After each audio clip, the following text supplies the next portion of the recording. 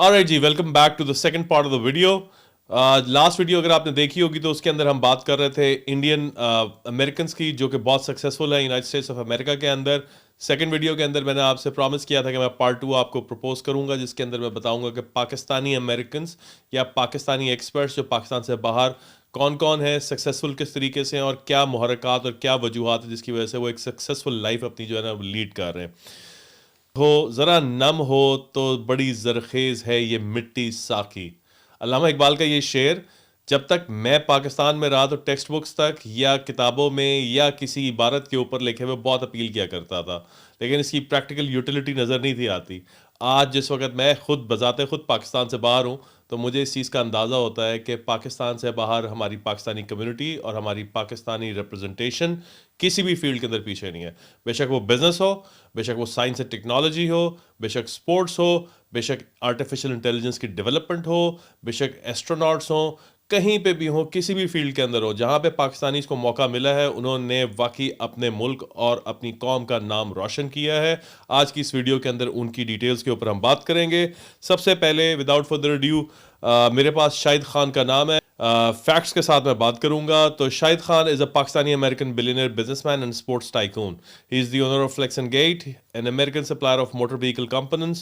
Khan is also the owner of Jacksonville Jaguars and the National Football League and Fulham FC of the Premier League. Shahid Khan के बारे में बताया चलूं कि शाहिद खान जिस वक्त पाकिस्तान से अमेरिका आया था तो $500 लेकर आया था ये बंदा। आज जो इसकी नेट वर्थ है अप्रॉक्सीमेटली 12.5 बिलियन यूएस डॉलर्स है। लास्ट वीडियो के अंदर मैंने कुछ इंडियन बिलियनर्स की बात की थी। कोई 5 बिलियन यूएस डॉलर्स का मालिक है, कोई 6 बिलियन डॉलर्स का मालिक है, लेकिन उनके पीछे जो इंडस्ट्री मेकिंग के अंदर या जो टाइकून मेकिंग के अंदर जो कैटलिस्ट मौजूद थे, हमने उसकी बात नहीं की थी। ये जो बंदा आया है, ये बंदा सिर्फ और सिर्फ अपने जोर बाजू के ऊपर और अपनी सारी की सारी कैपेबिलिटीज़ के ऊपर उसने अपने आप को मनवाया, और खाली बनवाया नहीं, अपने मुल्क का नाम भी रोशन किया। तो आज ये अमेरिका के अंदर एक फुटबॉल की टीम है उसको भी लीड कर रहा है, बल्कि ओन करता है, Jacksonville Jaguars. He is one of the finest names that represent Pakistan. इस लिस्ट के अंदर मेरे पास जो बाकी के नाम हैं उसके अंदर मैं बिजनेस के से रिलेटेड लोगों की बात नहीं करूंगा, क्योंकि अगर मैं उसके ऊपर बात करूंगा तो हमारे पास सिर्फ अगर मैं बिलियनर्स का नाम लेना शुरू कर दूं तो मेरे पास मेरा ख्याल है कम से कम 2 से ढाई घंटे चाहिए होंगे, जो कि सिर्फ और यूनाइटेड स्टेट्स के अंदर मौजूद हैं। उन पाकिस्तानी बिलियनर्स की बात करूं तो मैं इसीलिए मैं साइंस एंड टेक्नोलॉजी के ऊपर बात कर लेता हूँ। एक नाम आपके सामने दे देता हूँ, आपके पास मीडिया से रिलेटेड एक आधा नाम आपको दे दूंगा, स्पोर्ट्स से रिलेटेड दे दूंगा। तो नेक्स्ट मेरी इस लिस्ट के अंदर नाम मौजूद है मीर जफर अली का। Ali is an Oscar winner movie visual effects curator. He has given life to characters such as Venom in Spider-Man 3, as well as several other Hollywood flicks such as X-Men, The Mummy. He won an Oscar for Best Visual Effects in 2007 for the movie The Golden Compass. ठीक है, screen पे आप देख रहे होंगे इस वक्त अली के बारे में। Doctor Sarmad Tariq has been an inspiration for the physical disabilities. जो लोग फिजिकल डिसेबिलिटीज़ का शिकार हैं, डॉक्टर सरमद उनके लिए काफ़ी अर्से से बात कर रहे हैं। He's also a motivational speaker and a corporate evangelist. He represented Pakistan in the ING New York City Marathon in 2005 and finished with a medal. Amazing person, sir. Whatever you're doing, keep doing it. Actually, amazing. जो next मेरे पास इस वक्त list में नाम है वो साबिया सबात का है। साबिया अबात is it's a woman representing Pakistan from Hazara Division, is the winner of the National Cycling Championship. An emerging talent and her skills have been recognized nationally. Beautiful work. Doctor Naveen I Syed, ये इस list के अंदर ये वो नाम है जिसने मुझे बहुत अपील किया है, क्योंकि मैं आर्टिफिशियल इंटेलिजेंस का बहुत बड़ा फ़ैन हूँ।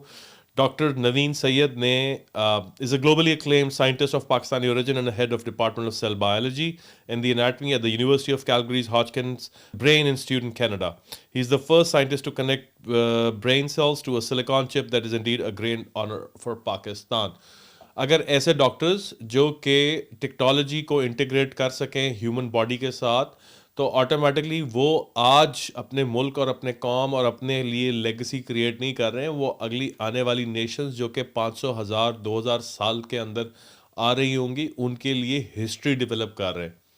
तो this is what Pakistani people, आप पाकिस्तान के अंदर बैठे हुए लोग बहुत डिप्रेस होते हैं कि हम लोगों की कोई रिकग्निशन नहीं है। तो आज की वीडियो आप लोगों के नाम है, आपकी बहुत रिकग्निशन है, दुनिया सारी की सारी जानती है। अगर पाकिस्तान के हालात बेहतर हों तो पाकिस्तान के अंदर रहने वाले ज़रा नम हो तो बड़ी जरखेज़ है मिट्टी साकी। मेरे पास इस लिस्ट के अंदर जो नेक्स्ट नेम है वो नमीरा सलीम का है. Namira Saleem is the first Pakistani to travel into space. She has officially been recognised as the first Pakistani astronaut by the government of Pakistan in 2006. She is also a peace activist and was conferred with Tamgha-e-Imtiaz in 2011. तो अब जो यहाँ पर जो मैं second part के ऊपर move कर रहा हूँ, सेकंड पार्ट के ऊपर मैं ये मूव कर रहा हूँ कि पाकिस्तानी नेशन जो है, जो स्पेसिफिकली इंडिया, नेबरिंग इंडिया, हम लोग इसे ऑपरेशन हो गई 1947 के अंदर. तो पाकिस्तानी नेशन जो इमिग्रेंट्स पाकिस्तान से ताल्लुक रखते हैं यूनाइटेड स्टेट्स के अंदर, वो कुछ इतने खास डिफरेंट नहीं है. कोई इतना खास फर्क नहीं है उनके अंदर. उनके और इंडियंस के अंदर सिर्फ और सिर्फ फर्क ये हो सकता है, शायद की बात है, रिलीजियस डिफरेंस हो. कल्चर हमारे ऑटोमेटिकली मैच करते हैं. हम लोग अपने बच्चों को एजुकेट भी उसी सिलसिले में और उसी तरीके से करना चाहते हैं जिस तरीके से इंडियंस अपने बच्चों को एजुकेट करते हैं. हम लोग पेरेंटिंग उसी तरीके से करते हैं जिस तरह इंडियंस अपनी पेरेंटिंग करते हैं. एक दो चीज़ें डिफरेंट हो सकती हैं, लाइक हम लोग थोड़ा सा अपने बच्चों के साथ फ्रेंडलीनेस जो है हम नहीं रखते. ट्रस्ट का एक प्रॉब्लम है, हम वो नहीं करते हैं. तो वो ऑटोमेटिकली हम लोगों का बस वहाँ पे फ़र्क आता है. मुझे याद है when I was growing up, तो मेरे फादर जिस वक्त घर आया करते थे तो हमें सारों को सांप सूंघ जाया करता था. तो ये पाकिस्तानी कल्चर के अंदर है, अरब वर्ल्ड के अंदर भी है, और ये तमाम चीज़ें इसी तरीके से चलती हैं. लेकिन ये है कि बस उस पोर्शन के अंदर, पेरेंटिंग के अंदर, वहाँ पे वो चीज़ मिसिंग है. Other than that everything is good to go. अब मैं आपके साथ थोड़ा सा कुछ चीज़ें ऐसी हैं वो डिस्कस करना चाह रहा हूँ कि पाकिस्तानी जिस वक्त यूनाइटेड स्टेट्स के अंदर आते हैं तो उनको ग्रोथ में और एम्पावरमेंट के अंदर कहाँ कहाँ पे बेनिफिट नज़र आता है और वो क्यों ग्रो करते हैं. क्योंकि अभी जो मैंने रिपोर्ट आपके सामने सेंसस ब्यूरो की शेयर की है, उसके अंदर Pakistanis are not way behind from Indians. Actually वो भी they are doing exceptionally very good, exceptionally very good. I know multiple names, multiple people बहुत जबरदस्त परफॉर्म कर रहे हैं. अगर यही पाकिस्तान के अंदर परफॉर्म कर रहे हो तो शायद की बात है उनको वो अपॉर्चुनिटीज ना मिल सकती. तो let me just share it with you. सबसे पहले सोशल मोबिलिटी. पाकिस्तानी इमिग्रेंट्स जो कि यूनाइटेड स्टेट्स के अंदर रह रहे हैं यहाँ पे, उनके लिए social mobility is so easy. और उसका जो मैं let me just explain you what social mobility is. Social mobility is a better access to higher standards of living, better healthcare and education for their children.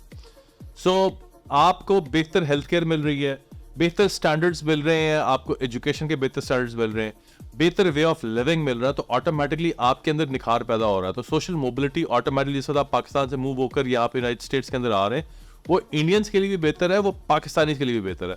तो automatically एक बहुत ज़बरदस्त किस्म का एक स्ट्रक्चर डेवलप हो जाता है जिसके अंदर आपका पूरा इकोसिस्टम डिफरेंट हो रहा है. सेकंड पॉइंट है economic opportunities. For sure there is no point in it. Pakistan में रहते हुए आपके पास अगर आप बिजनेस करना चाह रहे हैं, आप कोई स्टार्टअप खोलना चाह रहे हैं, आप इंडिया के अंदर भी आई एम श्योर कि तो कुछ मसले मसाइल हैं. मैं कुछ रिपोर्ट्स गो थ्रू कर रहा था, मुझे आइडिया है इस चीज़ के बारे में. इंडिया के अंदर भी it's not an easy thing. लेकिन यहाँ पे यूनाइटेड स्टेट्स के अंदर रहते हुए जो पाकिस्तानी जो यहाँ पे आके मूव होते हैं, उनको इकोनॉमिक अपॉर्चुनिटीज जिस वक्त मिलती हैं, नज़र आती हैं, तो ऑटोमेटिकली उनके लिए ग्रोथ के एस्पेक्ट्स जो है वो बहुत ज़्यादा खुल जाते हैं. और फिर उनको मुख्तलिफ जगहों पे काम करने का मौका मिलता है, मुख्तलिफ नेशंस के साथ काम करने का मौका मिलता है. वो यहाँ पे हेल्थ केयर के अंदर काम करते हैं, इंजीनियरिंग के अंदर काम करते हैं, टेक्नोलॉजी के अंदर काम करते हैं, फाइनेंस के अंदर काम करते हैं. जबकि पाकिस्तान के अंदर रहते हुए आपके पास इतनी ज़्यादा फील्ड्स की अवेलेबिलिटी नहीं है. प्रैक्टिकल वे के अंदर, एजुकेशनल वे के अंदर मौजूद है, प्रैक्टिकल वे के अंदर मौजूद नहीं है. फिर जो सबसे इंपॉर्टेंट चीज़ इसके ऊपर मैं बात कर रहा हूँ वो है फ्रीडम ऑफ स्पीच. पाकिस्तान के अंदर रहते हुए आपके पास एक बहुत बड़ा प्रॉब्लम है, वो है फ्रीडम ऑफ स्पीच का. तो जिस वक्त आप यूनाइटेड स्टेट्स ऑफ अमेरिका के अंदर आते हैं और अपने आप को एक्सप्रेस करने की हैसियत रखते हैं और ख्वाहिश रखते हैं और अपने आप को एक्सप्रेस करते हैं, तो दूसरी नेशंस आपको एम्ब्रेस करती हैं, आपको पॉइंट ऑफ व्यू को रिस्पेक्ट देती हैं, ना कि आपको पुट डाउन किया जाए. तो ये एक आपके अंदर सेल्फ कॉन्शियसनेस जो है वो एलिवेट होती है कि you have a confidence to like literally express yourself, जो कि पाकिस्तान में रहते हुए आपके पास फ्रीडम ऑफ स्पीच ना होने की वजह से कभी भी जनरेट हो ही नहीं पाता. आप दूसरों के पॉइंट ऑफ व्यूज के ऊपर रहते हुए आप अपना पॉइंट ऑफ व्यू बिल्डअप करते हैं और उसी के ऊपर सारी जिंदगी गुजार देते हैं. तो फ्रीडम ऑफ स्पीच की वजह से आपके अंदर थोड़ा सा चेंज आता है और डेफिनेट सी बात है वो चेंज आपको इफेक्ट करता है. जो another important point that I wanted to talk about was the political stability. किसी भी मुल्क के अंदर उसकी नेशन उस वक्त ग्रो करेगी, उसके लोकल रेजिडेंट्स उस वक्त ग्रो करेंगे जिस वक्त उस मुल्क के अंदर पॉलिटिकल स्टेबिलिटी आपको मिलेगी. पाकिस्तान के अंदर रहते हुए हमें बहुत अच्छे तरीके से मालूम है कि हमारी यूथ को, हमारे लोगों को जो मैं बेबी बूमर्स की बात कर लूँ, जेन एक्स की बात कर लूँ, मिलेनियल्स की बात कर लूँ, हम लोगों ने तो अपने यहाँ पे पूरे पाकिस्तान के जितना भी टेन्योर है 75-76 ईयर्स का, हम लोगों ने पॉलिटिकल स्टेबिलिटी देखी है। और ये स्टेबिलिटी ना होने की वजह से हमारे पास ऐसे इकोनॉमिक कॉरिडोर्स नहीं खुल सके जिसके ऊपर हमें जॉब्स वहाँ पे मुहैया हो सकें। तो फिर जिस वक्त हम लोग यहाँ पे इन ममालिक के अंदर आते हैं जहाँ पे पॉलिटिकली हम स्टेबल है सारा इकोनॉमिक सिस्टम और पॉलिटिकल स्ट्रक्चर भी जो है ना स्टेबल है, तो ऑटोमेटिकली हमें डेफिनेट सी बात है वहाँ पे काम करने का मज़ा आता है, हमें वसाइल इंजॉय करने का मज़ा आता है। तो ये जो हमारा जो पॉलिटिकल सिस्टम है वो एक स्टेबल इकोनॉमी यहाँ पे यूनाइटेड स्टेट्स के अंदर रहते हुए हमें प्रोवाइड करता है और मिनिमाइज करता है इश्यूज़ को जो कि इंस्टेबिलिटी की वजह से क्रिएट होते हैं। एजुकेशन डेफिनेट सी बात है, यहाँ पे रहते हुए जितने भी लोग हैं उनको एजुकेशन बहुत मैटर करती है, एजुकेशन के बेहतर मौके मिलते हैं। पाकिस्तान के अंदर रहते हुए आपको जो करिकुलम मिल रहा है वो आउटडेटेड मिल रहा है, और वो आप किसी भी जगह पे चले जाएं, किसी भी इंस्टीट्यूट के अंदर चले जाएं, बड़े से बड़े छोटे से छोटे, आपको करिकुलम जो है वो रिसर्च उसकी आउटडेटेड है। जबकि इन ममालिक के अंदर यहाँ पे रहते हुए आपको जिस वक्त बेहतरीन रिसर्चेस मिलती हैं, आपको बेहतरीन पब्लिकेशंस मिलती हैं, तो ऑटोमेटिकली आपको सोचने समझने का मौका भी मिलता है और डेफिनेट सी बात है उसको इम्प्लीमेंट करने का एक मौका मिलेगा।